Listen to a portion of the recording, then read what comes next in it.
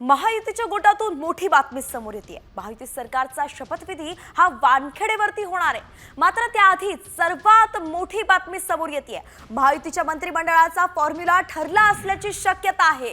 भाजपला सर्वाधिक 21 मंत्रिपद मिळणार असं बोललं जात आहे, तर शिंदे सेनेला 12 आणि अजित पवारांना 10 मंत्रिपदाची शक्यता आहे। आपले प्रतिनिधी गणेश कवडे या संदर्भात आपल्याला माहिती देतील।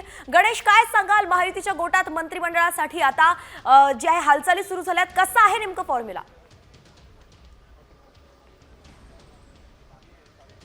नक्कीच महायुतीमध्ये आहे ते मंत्रिमंडळाच्या संदर्भात देखील एक चर्चा आहे ती झाल्याची प्राथमिक माहिती मिळते आणि यामध्ये प्रामुख्याने भाजपचे सर्वाधिक आमदार आहेत ते निवडून आले आहेत आणि यामध्ये 6 ते 7 आमदारांच्या पाठीमागे एक मंत्री अशा पद्धतीचा हा फॉर्म्युला आहे तो येतोय आणि त्यानुसार भाजपचे सर्वात जास्त असल्यामुळे भाजपचे 21 मंत्री आहेत ते होऊ शकतात, तर अजित पवार गटाचे आहे ते 10 मंत्री जवळपास होऊ शकतात, तर शिंदे गटाचे 12 मंत्री हे होऊ शकतात आणि यामध्ये प्रामुख्याने फॉर्म्युला जो पाहायला मिळतोय तो 6 ते 7 आमदार यांच्या मागे एक मंत्री अशा पद्धतीचं आहे ते सूत्र तयार झाल्याचं आहे। ती सूत्रांकडून माहिती मिळते आणि त्याचनुसार हे मंत्रिमंडळाचा विस्तार होताना पाहायला मिळणार आहे आणि त्यामध्येच भाजपला सर्वाधिक वाटा आहे तो यावेळेस पाहायला मिळणार आहे।